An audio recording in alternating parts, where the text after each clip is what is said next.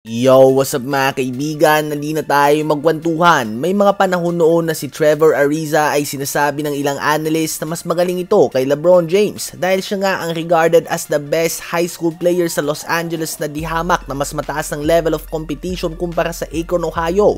Ganun pa man na magkatapat sila ni LeBron noong high school ay binigyan nga ito ni LeBron ng 52 points at simula nito ay naging maliwanag na sa lahat na si LeBron ang better player. Subalit si Ariza nga ay nagkaroon ng solid career sa NBA. Nakapagkampiyon din siya mga kaibigan. Advance nga siya para sa kanyang panahon. Kung ngayon nga ang prime niya ay tiyak na pag-aagawan siya ng mga team dahil isa nga siyang solid 3-and-D player. Kahit na hindi pa ito gaanong uso noon. Isa siyang player na may napakagandang tira sa labas but at the same time ay may kakayahan na depensahan ng 1-4 position. Lalo na sa modern small ball ngayon. Si Ariza ay naglaro ng 18 NBA seasons para sa 10 NBA teams. Sa 18 NBA seasons niya ay kumita nga siya ng total of $118 million.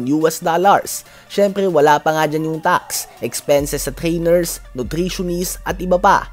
Kung ngayon nga ang prime niya, malamang isang pirmahan lang nga ang $118 million contract na ito. Kaya niya nga itong makuha sa isang 4 or 5 year deal. Kung titingnan natin kung gaano kalaki ang mga kinikita ngayon na sahod ng mga 3-and-D players. Ganun pa man mga kaibigan, ang $118 million na ito ni Trevor Ariza ay paubos na at nababaon na ito sa utang ngayon. Ilan sa mga expenses niya ay ang $14,000 sa child support sa isang anak at $10,000 naman sa isa pang anak sa bawat buwan. So monthly sa child support pa lamang ay may $24,000 na siyang binabayaran o mahigit kumulang 1.4 million pesos monthly. Siguro nga ginto ng pinanliligo ng anak nito at talo pa nagkokolehiyo. Bukod dyan ay may $4,000 monthly pa siya sa spousal support as if hindi pa sapat ang binibigay niya sa kanyang mga anak para makihati dito ang nanay. May binabayaran din siya na bahay, kotse, groceries at iba pa na umaabot sa $37,000 monthly. Kaya naman ngayon ay may reported bank balance ito na negative $230,000 at negative $4.7 million naman na property value. Ang masaklap pa dito ay kinokolekta lang nga ng nanay ng mga bata ang pera dahil binablock daw siya nito kapag sinusubukan niya na maging involved sa kanyang mga anak.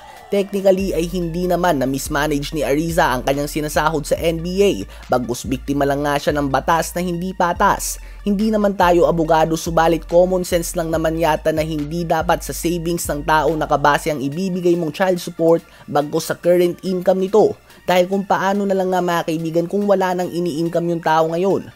Madami nga ang biktima ng ganito sa Amerika. Halimbawa si PJ Washington ng Dallas Mavericks. 2 weeks matapos ikinasal ay nakipag-divorce ang asawa niya at nanalo pa ito sa kaso at ngayon ay required si PJ Washington na magbayad ng $200,000 a month para sa child support. $200,000 o mahigit kumulang 11 million pesos bawat buwan para palakihin ng bata. Yung bata nga bang makikinabang nito o yung dating asawa?